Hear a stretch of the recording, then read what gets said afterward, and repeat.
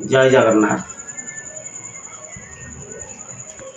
ओडिशार मोर समस्त प्रकृति प्रेमी भाई माने एवं महाप्रभु श्री जगन्नाथ रखुथिबा अटल श्रद्धा भक्ति ज्ञानी गुणी एवं महापुरुषंकर ज्ञानमुग्ध भक्त भाई भौणी माने आउ आजिर एक भिन्न प्रसंग नहीं कि आपण मानक पाखक मुझे प्रसंगटी होछि कहानीटी होछि एक पहाड़र कहानीटी होछि एक पहाड़र जी लक्ष लक्ष गरीब निसहाय एवं दाना मुठाक झुरी होउथिबा निष्पेषित लोक मानकर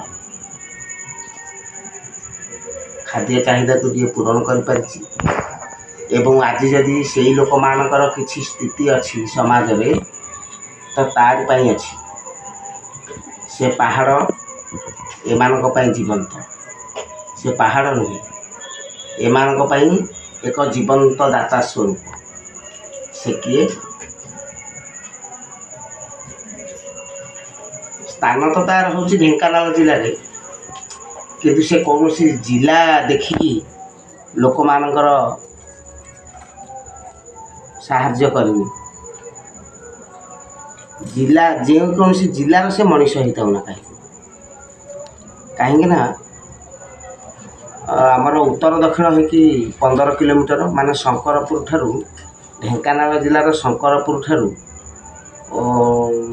ढेंकानाल पर्यंत बाईपास पर्यंत सी धर 15 किलोमीटर हिसाब करतु शंकरपुर ठारू भापुर हूँ 15 किलोमीटर एवं भापुर ठारू शंकरपुर जो भापुर ठारू ढेंकानाल बाईपास हूँ 15 किलोमीटर ताले गोटे समबाहु त्रिभुज मध्य निजकू सीमित करिछि तार अवस्थिति सीना किंतु सेतिकिरे तार महात्म्य सीमित नुहे तार आखपाख ता स्थान ठारू प्रत्येक दिग को 10 किलोमीटर पर्यंत जेते सबु ग्राम रही सबु ग्रामवासी ता उपरे निर्भरशील थे मु आपण को कहूँ मो जन्म ठारू कहूँ 1984 मसीहा जन्म हेले मु 90 मसीहा ठारू आपण मानक कहीपरि मोर अनुभव कथा सीना मु 90 मसीहा ठारू कहबी किंतु यह हूँ एक विडंबना यह हूँ एक विरल कथा हो पारे आपण माने कौन भावुथिबे किंतु ता पूर्वर कथा गुड़ाक मु जानी पारिछि केमिति ना मोर जो माने बड़ बापा हेबे जेजे बापा हेबे मु सेमानक पाखरे पिला दिन बसे सेमानक पाखरे आमर तो सेते बेले करेन्ट नथिला आम गाँ मानकरे 90 मसीह रे आम गाँ आम अंचल करेन्ट नथिला जदि करेन्ट थिला आम साई रे गोटे लोकंक घरे करेन्ट थिला तांकर आर्मी चाकरी करथिले तांकर करेन्ट रे कंज्यूमर होई कि सेते कंज्यूमर होबा पई 7-8 हजार देबा को पडुथिला तेणु समस्ते हेई पार नथिले तांकरी घरे गोटे कला धला टीवी थिला एवं महाभारत रामायण मध्य तांकरी घरे समस्ते माने आम गाँव जो दी साई अछंती एसी लोक से माने जाकि तांकरी घरे संध्या बेले जाकि परिपूर्ण होगी बसंती रामानंद सागर रामायण देखा एवं बीआर चोपड़ा जो महाभारत से रेकर्ड नहीं था एवं लोक मानकर गोटे उत्कंठा अच्छा करेन्ट नाला तेणु आम संध्या समय कौन करूँ से बड़ बापा हूँ कि जेजे बापा हूँ जो मैंने हिसाब से जेजे बापा बयस हवा कथा से मु बड़ बापा डाके मोर से भाया संपर्क तेणु से पाखे मु बसे बहुत पुराणा कथा से मु शुणा पाई यह हूँ मोर अहोभाग्य तेणु से जो समय कथा कहूँ ସେତେବେଳେ ଆମ ସାହିର ସବୁ ଲୋକମାନେ ପ୍ରାୟ 30 ଲୋକ ଟାଙ୍ଗିଆ କଟୁରୀ ନେଇ ରାତି 4ଟାରୁ ଉଠିକି ପଳେଇବେ ସପ୍ତଶଯ୍ୟା। କେବଳ ଆମ ଗାଁ ନୁହଁ, ମୁଁ ତ ପ୍ରଥମରୁ କହିଛି ସପ୍ତଶଯ୍ୟା ଠାରୁ ଚତୁର୍ଦିଗକୁ 10 କିଲୋମିଟର ପର୍ଯ୍ୟନ୍ତ ଯେତେ ଗାଁ ଅଛନ୍ତି, ଆମ ଗାଁ ଠାରୁ ସପ୍ତଶଯ୍ୟା ସିଧା ଯଦି ଯିବେ 2.5 କିଲୋମିଟର ହେବ। କିନ୍ତୁ ଯଦି ବାଟରେ ଯିବେ ତାହେଲେ 5 କିଲୋମିଟର ହେବ। ତ ତାଙ୍କର ଗୋଟେ ଧଣ୍ଡି ବାଟ ଥାଏ, ସେ ସେଇ ଧଣ୍ଡି ବାଟରେ ଯାଆନ୍ତି ଧାଡ଼ି ହେଇକି। ମାନେ ଇଏ ଯେତେବେଳେ କୋରୁଙ୍ଗାକୁ ଯିବେ, କୋରୁଙ୍ଗା ଲୋକମାନେ ମଧ୍ୟ ୟାଙ୍କ ସହିତ ସମ୍ମିଳିତ ହେବେ। ତା ଆଗକୁ ପଦଲାପୁର ଲୋକ, ପଦ୍ମନାଭପୁରର ଲୋକମାନେ ମଧ୍ୟ ୟାଙ୍କ ସହିତ ସମ୍ମିଳିତ ହେବେ। ତେଣୁକରି ଇଏ ଏଇପଟୁ କେବଳ 100 ଉପରେ ଲୋକ ଯାଆନ୍ତି। ଇଏ କଣ୍ଟା ବାଉଁଶ ଆଣେ। କଣ୍ଟା ବାଉଁଶ ସେତେବେଳେ ଫସଲ ବିଲ ମାନଙ୍କରେ ସବୁ କଣ୍ଟା ବାଡ଼ କରନ୍ତି, ମାନେ ଫସଲକୁ ରକ୍ଷା କରିବା ପାଇଁ। ତ ଯିଏ ବରାଦ ଦେଇଥିବ କିଏ କଣ୍ଟା ଆଣେ, କଣ୍ଟା ବାଉଁଶ ହାଣିକି ଆଣେ ଥାକ କରିକି 30-35ଟା ଏଇ କାଣି ଆଙ୍ଗୁଠି ମୋଟ ମୋଟ ବାଉଁଶ ଗଛ ହାଣିକି, କଣ୍ଟା ବାଉଁଶ ଗଛ ହାଣିକି ସିଏ ଗୋଟେ ଥାକ କରି ସିଏ ମୁଣ୍ଡେଇକି ଧରିକି ଆସେ। ତା ଭିତରୁ କେତେ ଜଣ ଥାଆନ୍ତି ଶାଗୁଆନ ଗଛ ମଧ୍ୟ, ଯେଉଁମାନେ ଚାଲାକ ଲୋକ ସେମାନେ ଶାଗୁଆନ ଗଛ ମଧ୍ୟ ସପ୍ତଶଯ୍ୟାରୁ ହାଣିକି ଆଣି ବିକି ଦିଅନ୍ତି। ଆଉ ଅନ୍ୟମାନେ ସବୁ ବନ୍ଧା କରି ଯେଉଁ ଠୁଣି ଲଗାନ୍ତି, ଛାତ ଘର କଲାବେଳକୁ ସେତେବେଳେ ସେଟ୍ରିଂ କଲାବେଳକୁ ଯେଉଁ ଠୁଣି ଲାଗେ, ତାପରେ ଚାଳ ଘର ସମସ୍ତଙ୍କର ଥିଲା, ସେମାନେ ସବୁ ଶ୍ରେଣୀ କରିବା ପାଇଁ ମଧ୍ୟ ସେ ଶାଳ ବନ୍ଧା ହେଉ କି ପିଆଶାଳ ହେଉ କି କଷି ହେଉ, ବିଭିନ୍ନ ପ୍ରକାର ଗଛ ଅଛି। ତେଣୁ କେନ୍ଦୁ ହେଉ, ଏମିତି ସବୁ ବନ୍ଧା ହାଣିକି ଆଣିକି ବିକନ୍ତି। ଯିଏ ଯାହାର ଯେତିକି ପାରିବାର ପଣିଆ ଅଛି, ଯିଏ ଯେତିକି ଆଣିପାରିବ। କେତେକ ଲୋକ ଅଛନ୍ତି ଲଙ୍ଗଳ ବାହାର କରିକି ଏକାଥରେ ଗୋଟେ ଗଛ ପକାଇବେ, ସେଥିରୁ 3-4ଟା ଲଙ୍ଗଳ ବାହାର କରିକି ଏକାଥରେ ମାନେ ଏତିକି ମାନେ 3.5 ଫୁଟର ଗଣ୍ଡି କରି କାଠକୁ କାଟି ସେଥିରୁ ଯେଉଁ ଲଙ୍ଗଳ ବାହାର କରନ୍ତି। ଆଉ କେତେ ଜଣ ଅଛନ୍ତି ଇସ ବାହାର କରନ୍ତି, ଲଙ୍ଗଳର ଯେଉଁ ଇସ। ଆଉ କେତେ ଜଣ ଜୁଆଳି ମଧ୍ୟ ବାହାର କରିକି ନେଇକି ଆସନ୍ତି। କେତେ ଜଣ ଓରା, ସେତେବେଳେ ଯେଉଁ ଆଜବେଷ୍ଟ ଘର, ଚାଳ ଘର ମାନଙ୍କରେ ଯେଉଁ ଓରା ଏମିତି ଥାଏ, ମଝିରେ ଏମିତି ଗୋଟେ ମଝିରେ ଦିଅନ୍ତି ଓରାଟା ହେବ ଫୁଟିକିଆ ଅଛି, ମାନେ 1 ଫୁଟ ବର୍ଗ ଫୁଟ, 1 ବର୍ଗ ଫୁଟ ବା ଏମିତି ଫୁଟେ, ଏମିତି ଫୁଟେ, ଏମିତି ଫୁଟେ, ବା ଏମିତି 2 ଫୁଟ ଏମିତି ଫୁଟେ। ଏମିତିଆ ଓରା ମଧ୍ୟ ଲୋକମାନେ କାନ୍ଧିକି ନେଇକି ଆସନ୍ତି। ତେଣୁ ଗାଁ ମାନଙ୍କରେ ବିକ୍ରି କରୁ ସେତେବେଳେ ତ ଘଣ୍ଟା ବି ନଥିଲା। କ'ଣ କହିବି ଭାଇମାନେ, ଆପଣମାନଙ୍କୁ ହସ ଲାଗୁଥିବ। ତେଣୁ ସେତେବେଳେ ଆମେ ଆନୁମାନିକ ସମୟ କହୁ ବା ରାମାୟଣ ଟିଭିରେ ଦେଲେ ତାଙ୍କ ଘରକୁ ଯାଇକି ପଚାରିଲେ ସମୟଟା ଜଣାପଡ଼ିବ। ତ ସେମାନେ ଯାଇକି ରାତି 8ଟା ହେଉ 9ଟା ହେଉ, ଖରାଦିନେ ତ ସେମିତି ଜଣାପଡ଼େନି, କିନ୍ତୁ ଶୀତ ଦିନେ ରାତି 7ଟା ହେଲା ବେଳକୁ ଆମ ଗାଁରେ ରାତି ଅଧ ଭଳିଆ ଲାଗେ। ଦୋକାନକୁ ଯିବାକୁ ବି ଭୟ ଲାଗେ। ଏବେ ଆମ ଗାଁର ପରିବେଶ ସବୁ ବଦଳିଗଲାଣି, କିନ୍ତୁ ସେତେବେଳେ ବାଉଁଶ ବୁଦା ପ୍ରବଳ ଥିଲା, କଣ୍ଟା ବାଉଁଶ ବୁଦା। ତେଣୁ ସେ ବୁଦା ପାର ହେଇକି, ବାଉଁଶ ବୁଦା ମାନେ ମାରି, ବଡ଼ ବଡ଼ ମାରି, ତାକୁ ପାର ହେଇକି ଦୋକାନକୁ ଗଲାବେଳକୁ ଭୟ ଲାଗିବ ସଉଦା ଆଣିବାକୁ। ଆମେ ସବୁ ସାଧାରଣତଃ ଛୋଟ ପିଲାମାନେ ଯାଉ। ଆମ ଭିତରୁ ମୋର ଜଣେ ସାଙ୍ଗ ଥିଲା, ସେ ପୁରା ହିସାବ ପତ୍ରରେ ପୁରା ତା'ର ବଢ଼ିଆ। ଆମ ଗାଁରେ ମଧ୍ୟ ତାକୁ, ଆମ ସାହିରେ ତାକୁ ପ୍ରଶଂସା କରନ୍ତି ଯେ ସେ ଯେଉଁ ଅମୁକ ପୁଅ, ତା'ର ପୁରା ନିର୍ଭୁଲ ହିସାବ। ମାନେ ମୋ ମନରେ ବି ସେତେବେଳେ ଟିକେ ହିଂସା ହୁଏ ଯେ ମୁଁ କାହିଁକି ହିସାବରେ ପୁରା ପ୍ରମ୍ପ୍ଟ ହୋଇପାରୁନି। ପରବର୍ତ୍ତୀ ମୁହୂର୍ତ୍ତରେ ସିଏ ପାଠ ପଢ଼ା କଥା ଅଲଗା, କିନ୍ତୁ ତା'ର ନାଁ ଥିଲା। ତ କାଠ ବିକିକି ସେମାନେ ଚାଉଳ କିମ୍ବା ପଇସା ନେଇକି ଆସନ୍ତି। ନେଇକି ଆସିଲା ବେଳକୁ ରାତି 8ଟା 9ଟା, ରୋଷେଇ କଲାବେଳକୁ ମୋ ବୋଉ ରୋଷେଇ କଲାବେଳକୁ ମାନେ ରାତି 10ଟା ହେଇଥିବ କି 11ଟା ହେଇଥିବ। ଆମର ସବୁଦିନ ଆଳୁ ଯାଇ, ମାନେ ମୁଗ ଯାଇ କିଣିକି, ମସୁର ଯାଇ କିଣିକି ଆଣୁ। କେତେବେଳେ କେମିତି ଟମାଟୋ କିଛି 2-3ଟା ଆଣନ୍ତି ଏମିତି। ନହେଲେ ଅନ୍ୟ ସମୟରେ ଶାଗ, କି ଶାଗ ଆପଣ ମାନେ ଖାଇବେ, ମାନେ ପିତା ଶାଗ ହେଉ, ଏ ପୁରୁଣି ଶାଗ ହେଉ, सजना शाग से जहाँ बारे गोटे थी सी सब बड़ धनी सजना शाग गछ सजना गछ जहाँ बारे गोटे अच्छी से सब बड़ धनी एमती सुनसुनिया शाग हो कि कलमी शाग हो मदरंगा शाग हो चाकुंडा शाग हो मो बो एमती रांधिदेव जे बहुत बढ़िया टेस्ट लगे आउ राति टमाटो गोटे दुटा जब पड़ो सबुदिन भाग्य जुटे नहीं किंतु आलू आउ डाली सबुदिन कंपलसरी आ कोबी टाइम रे शीत दिने आम गाँ पाखे अमृतमणी पाटना बोली गोटे गाँ सी गाँव में प्रबल कोबी चाष हुए बंधाकोबी चाष एमती भी मो बापा जब जा बिल पाखे ठिया हुए 4-5टा आनी फटा बंधाकोबी गुड़ाक आनती पूरा 8-10टा लेखे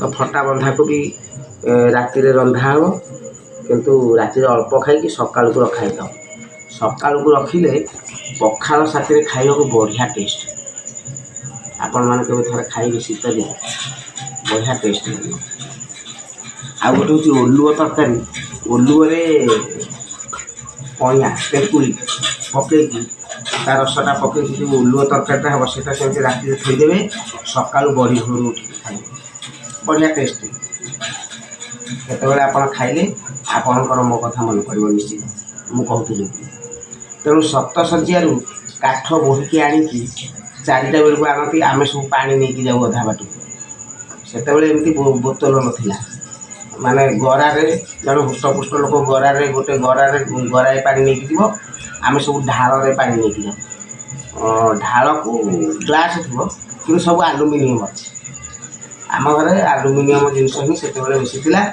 गोटे कंसा बेला था जोटा कि मो बो आनी गोटे कंसा बेला तापर गोटे कंसा गरा थिला आउ कंसा थाली गोटे गोटे कंसा ग्लास थिला पर हेटा थिला प्रथम गोटे कंसा बेला ही केवल आम थी गोटे कंसा ढाल भी बड़ कंसा ढाल भी थिला तो से सब चाउल पत्र सब पनीपरिया से धरिकी आसला बेलू राति अध हो जाए आम सब शोई पड़ू आपण मैंने भाविबेन जे केवल मो कथा कहूँ एटा समस्त गपटी हूँ समस्त सबू घरे यही गप तेणु राति आम शोई पड़ू तरकारी पत्र है बेलू मो बापा से उठेकी आमको बाटे आम न उठिले निदरू न उठिले आम दिन जाक इे सियाड़े खेला बुला करूँ शोई पड़ू न उठिले मो बापा समस्त बाडेकी उठेकी बसैकी आम घूमे घूमे पुणी गोटे मार तापर से निद बाउल भात तरकारी गोलेकी आम पार्टी दूथे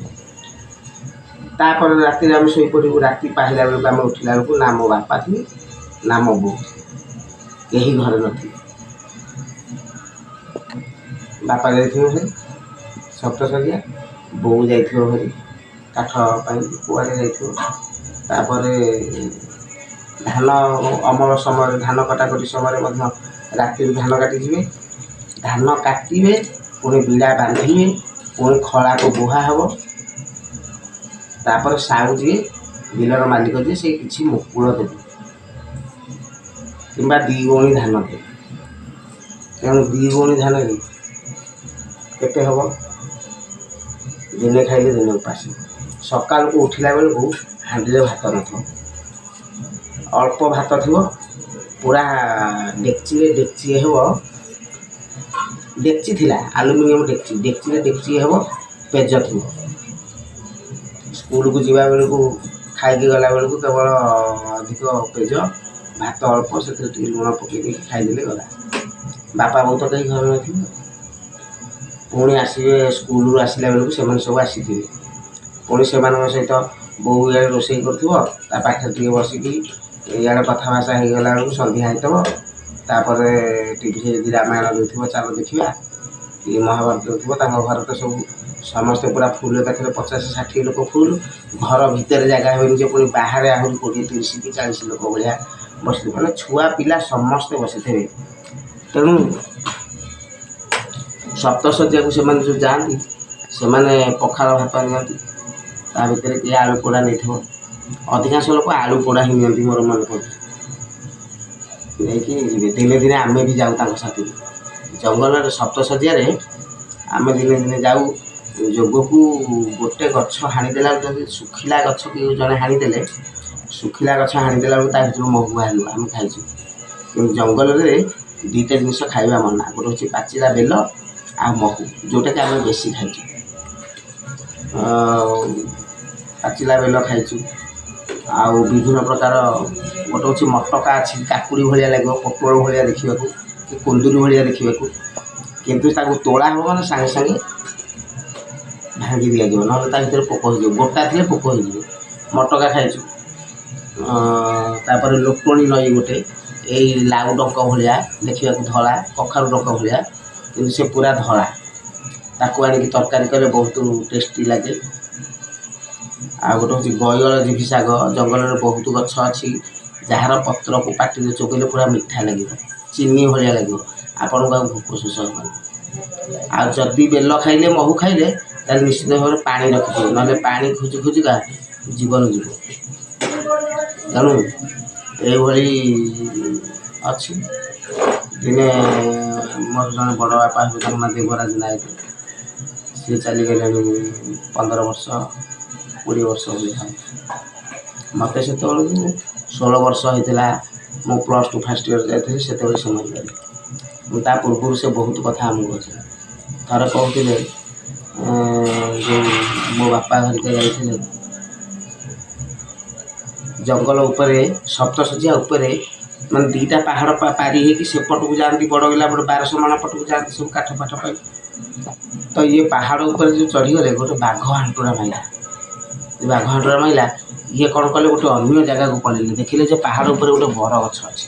ସେ ବରଗଛଟା ଆଉ ନାହିଁ, କିନ୍ତୁ ସେ ଆମେ ଛୁଆବେଳୁ ମଧ୍ୟ ସପ୍ତଶଯ୍ୟା ପାହାଡ଼ ଉପରେ ଗୋଟିଏ ବରଗଛ ଏମିତି ଛତ୍ର ଆକାରରେ ଦେଖାଯାଉଥିଲା। ଇଏ ସେଠିକି ଗଲେ, ଗଲା ହାରି ବେଳକୁ ଦେଖିଲେ ଯେ ସେ ଗଛ ମୂଳରେ 7 ଜଣ ଋଷି ବସିଛନ୍ତି। ତାପରେ ସେ କହିଲା, ତମେ ଇଆଡ଼େ ପଳେଇ ଆସିଲ, ଇଏ 15-16 ଜଣ। ସେ କହିଲା, ତମେ ଇଆଡ଼େ ପଳେଇ ଆସିଲ ନା, ଆଜ୍ଞା ଆମେ ତ ବାଘ ଗୋଟେ ହାଣ୍ଟୁରା ମାରିଦେଲା ଯେ ଆମେ ବାଟ ପାଇଲୁନି, ଆମେ ଇଆଡ଼େ ପଳେଇ ଆସିଲୁ। ନା ହଉ ଯଦି ଆସିଲ, ତମେ ଏବେ ବି ଗଲେ ଆଉ ବାଟ ପାଇବନି। ନା ନାଇଁ ଆମେ ବାଟ ପାଇଲୁ। ତାପରେ ଇଏ କହିକି ଇଏ ଗଲେ ଧଣ୍ଡି ବାଟରେ, ଯେଉଁ ବାଟେ ଗଲେ ମଧ୍ୟ ପୁଣି ସେଇ ଗଛ ମୂଳକୁ ଆସିଲେ। ଋଷିମାନେ କହିଲେ, ଆରେ ବାଟ ପାଇଲ? ନା ନାଇଁ ଆଜ୍ଞା ଆମେ ବାଟ ପାଇଲୁ। ଆଉ ଏଇ ଜାଗାକୁ, ନା ଆରେ ଏବେ ଆଉ ବାଟ ପାଇବ ନାହିଁ, ତମେ ଏଠି ବସ, ତମକୁ ପ୍ରସାଦ ଦିଆହେବ, ତମେ ପାଇବ, ତାପରେ ଆମେ ଗଲା ପରେ ତମେ ଯିବ ଯେ ତମେ ବାଟ ପାଇବ। ତାପରେ ସେ ସେଇଠି ତାଙ୍କୁ କିଛି ଖିଚୁଡ଼ି ପ୍ରସାଦ ଦେଇଥିଲେ। ଇଏ ପାଇସାରିଲା ବେଳକୁ ଋଷି କହିଲେ, ହଉ ଆମେ ଯାଉଛୁ, ତମେ ଆଉ କିଛି ସମୟ ଛାଡ଼ିକି ତମେ ଯିବ। ତାପରେ ସେ ଗଲା ଭାରି ପରେ ଇଏଠୁ ଆଉ କିଛି ସମୟ, ହୁଏତ 15 ମିନିଟ୍ କି 20 ମିନିଟ୍ ହେଇଥିବ, ଇଏ ତାପରେ ଯେତେବେଳେ ଗଲେ ତାଙ୍କ ପୁରୁଣା ବାଟ ସିଏ ପାଇଲେ, ସେ ଆସିଲେ। ଅନେକ ଥର ଫରେଷ୍ଟ ଗାର୍ଡ଼ଙ୍କ ସହିତ ମଧ୍ୟ ସେମାନଙ୍କର ଭେଟ ହୋଇଯାଏ, ଆଉ ଫରେଷ୍ଟ ଗାର୍ଡ଼ ତାଙ୍କୁ କଟୁରୀ ଟାଙ୍ଗିଆ ଛଡ଼େଇ ନିଅନ୍ତି। ସେମିତି ଯଦି ଲାଞ୍ଚ ଫରେଷ୍ଟର ହେଇଥିବ, ତାକୁ ଇଏ 2 ଟଙ୍କା 3 ଟଙ୍କା ଦିଅନ୍ତି। 2 ଟଙ୍କା 3 ଟଙ୍କା କହିଲା ବେଳକୁ ମାନେ ବହୁତ ହେଇଗଲା। ପ୍ରତିଦିନ ମୁଁ ଟଙ୍କାଟିଏ ନେଇକି ଯାଏ ଦୋକାନକୁ, ଜିରା ସୋରିଷ 10 ପଇସା, ଲୁଣ 10 ପଇସା, ଆଉ ପାନ ଗୁଆ ଗୁଣ୍ଡି ମିଶିକି 25 ପଇସା, କିରାସିନି ହେଉଛି 25 ପଇସା। ଯେଉଁ ଦୋକାନରେ କିରାସିନି ନଥିବ, ସେ ଦୋକାନରେ ଆଉ ଯେତେ ସଉଦା ଥିଲେ ମଧ୍ୟ ବିକ୍ରି ହେବନି। ସମସ୍ତଙ୍କର କିରାସିନି ହୁଏନି, ତେଣୁକରି ସମସ୍ତେ କିରାସିନି ରଖିକି ଗ୍ରାହକମାନଙ୍କୁ ଆକର୍ଷଣ କରିବା ପାଇଁ ଦୋକାନୀମାନେ ଚାହାନ୍ତି ସେତେବେଳେ। ତେଣୁ ଟଙ୍କାଟେ ନେଲେ ସେଥିରେ ଯଦି 5 ପଇସା ବଳି ପଡ଼ିଲା, ଆମେ ନିଶ୍ଚିତ ଭାବରେ ସେ ହିସାବ କରି, ସବୁ ପିଲାମାନେ ଆମେ କଥାଭାଷା ହେଇକି ଯାଉନା ଦୋକାନକୁ, ସବୁ ପିଲା ଆମେ ଯାଉ ଦୋକାନକୁ। ତେଣୁ ତା'ର ହିସାବ ପତ୍ର କରିକି 5 ପଇସା କି 10 ପଇସା ଏକର ସେକର କରିକି ଆମେ ବଳେଇ ଦେଉ। ବଳେଇ ଦେଲେ ଗୋଟେ ଟିକି ବିସ୍କୁଟ୍ ଖାଇଲା, ନହେଲେ ଗୋଟେ ଥିବ ଯେଉଁ ଗୋଟେ କାଠି ଚକୋଲେଟ୍, ଚକ୍ ଭଳିଆ ଗୋଟେ ଥିବ, ପିଙ୍କ କଲର୍ର ଏବଂ ଧଳା ଗାର ପଡ଼ିଥିବ, ସେ ଚକୋଲେଟ୍ଟା ଥାଏ, ଆମେ ସେଇଟା ଖାଉ। ଆଉ ଆପୁଲ୍ ବିସ୍କୁଟ୍ ଥିଲା। ଆଜିକାଲି ଯେଉଁ ଅରେଞ୍ଜ, ଏଇ ଯେଉଁ ପାଇନଆପୁଲ୍ ବିସ୍କୁଟ୍ ଦେଖୁଛନ୍ତି, ତା କ୍ୱାଲିଟି କମିଗଲାଣି, କିନ୍ତୁ ସେ ସେତେବେଳେ ବହୁତ ଭଲ ଲାଗୁଥିଲା। ତେଣୁ ଏଇଭଳି ସପ୍ତଶଯ୍ୟାକୁ ସବୁଦିନ ଡେଲି ଏମିତି ଲୋକମାନେ ଯାଆନ୍ତି, ଡେଲି ଏମିତି ନିଜକୁ ପ୍ରତିପୋଷଣ କରନ୍ତି। ତେଣୁ ସପ୍ତଶଯ୍ୟା ସେ ଗୋଟିଏ କେବଳ ପାହାଡ଼ ନୁହେଁ, ସେ ହେଉଛି ଅଜସ୍ର ଧନ ସମ୍ପଦର ଗନ୍ତାଘର ବୋଲି କହିଲେ ହେବ ନାହିଁ। ଏଇ ସବୁ ଏଇ ଲକ୍ଷ ଲକ୍ଷ ଲୋକମାନଙ୍କୁ ସେ ଖାଦ୍ୟ ବସ୍ତ୍ର ବାସଗୃହ ମାନେ ବାସଗୃହ ପାଇଁ ସେଇଠୁ ଆସବାବ ଆଣନ୍ତି। ଖାଦ୍ୟ ପାଇଁ ସେଠୁ କିଛି କାଠ ସଂଗ୍ରହ କରି ବିକ୍ରୟ କରିକି ଚଳନ୍ତି। ଖାଦ୍ୟ ଗଲା, ବସ୍ତ୍ର ଗଲା, ଏମିତି ଚଳନ୍ତି। ଅନ୍ୟ ସମୟରେ ମାନେ ଯେଉଁ ସମୟରେ କାମ ନାହିଁ, ତ ଆଜି କିଛି କାମ ନାହିଁ, କେଉଁଠୁ କିଛି କାମ ମିଳିଲାନି, ଚାଲ ସପ୍ତଶଯ୍ୟା ଆମର ଅଛି। ମୋ ବୋଉ ମାନେ ମୁଁ ଏକୁଟିଆ ମୋ କଥା କହୁନି, ଏଠି ମାନେ ସମସ୍ତଙ୍କର କଥା କହୁଛି। ଯେତେ ସବୁ ଏ ଲୋକ ଗରିବ ଶ୍ରେଣୀ ଲୋକମାନେ ଏସବୁ ସାଥି ହେଇକି 10-15 ଜଣ ସବୁ ଯିବେ। ଭଙ୍ଗାମାଳ ବୋଲି ଗୋଟେ ଗାଁ ଅଛି, ସେ ଗାଁରେ ବାଦାମ ଚାଷ ବହୁତ ଭଲ ହୁଏ। ତ ଏ ସବୁ ବାଦାମ ତୋଳିବାକୁ ଯାଆନ୍ତି। ମାନେ ବାଦାମ ଗଛ ଉପଡ଼ା ହେଇକି ଆସିଥିବ, ଥୁଆ ହେଇଥିବ, ଗଦା ହେଇଥିବ, ଇଏ ବସିକି ତୋଳିବେ। ଇଏ 10 ଗଉଣୀ ତୋଳିଲେ ତାଙ୍କୁ, କି 20 ଗଉଣୀ ତୋଳିଲେ ତାଙ୍କୁ ଗୋଟେ ଗଉଣୀ ବାଦାମ ଦିଆଯାଏ। ତେଣୁ ସେଇ ଅନୁସାରେ ଯିଏ ଯେତିକି ତୋଳିବ। ମୋ ବୋଉ 2-3 ଗଉଣୀ ବାଦାମ ଧରିକି ଆସେ। ଆସିଲା ବେଳକୁ ଆମର ଯେଉଁ ନଈଟା ଅଛି, ସେ ନଈଟାରେ ବ୍ରିଜ୍ ନଥିଲା, ଏବେ ବ୍ରିଜ୍ ହେଇଗଲାଣି। ରାସ୍ତା ବି ନଥିଲା, ସବୁ ହିଡ଼ରେ ସବୁ ଆସନ୍ତି, ମାନେ ବିଲ ହୁଡ଼ାରେ। ତ ବର୍ଷା ହେଇଯାଇଥିଲେ ଉପର ମୁଣ୍ଡରେ ପାଣି ପ୍ରବଳ ହେଇଯିବ। ମୋ ବାପା ହେରିକା ସବୁ ଯିବେ ଗୋଟେ ଦଉଡ଼ି ନେଇକି, ଏପଟେ ଗଛରେ ବାନ୍ଧିକି ସେପଟକୁ ତାଙ୍କୁ ଧରିକି, ସେ ନଈରେ ଫୁଲ୍ ପାଣି ହେଇଥିବ, ତାଙ୍କୁ ଧରିକି ଜଣ ଜଣ କରିକି ପାର କରିବେ। ଆଉ ସେ କଞ୍ଚା ବାଦାମ ତାକୁ ଛଡ଼େଇକି ଲୁଣ ଲଙ୍କା ଚକଟିକି ପଖାଳ ଭାତ, ପୂର୍ବ ଦିନର ପଖାଳ ଭାତ ଥିବ, ଖାଇଲେ କି ଟେଷ୍ଟ, କି ସ୍ୱାଦ, ସେ ସ୍ୱାଦକୁ ଏବେ ମଧ୍ୟ ଆମେ ଭୁଲି ପାରୁନୁ। ଆଉ କନ୍ଦମୂଳ ସମୟରେ ସେ ଯେଉଁ ଆଜିକାଲି ଯେଉଁ କନ୍ଦମୂଳ ବଜାରରେ ବିକ୍ରି ହେଉଛି, ଏସବୁ ତାଙ୍କ ନାଁରେ କେବଳ କନ୍ଦମୂଳ, ଏସବୁ କନ୍ଦମୂଳ ନୁହଁ। ୟାକୁ କନ୍ଦମୂଳ କୁହାଯିବନି।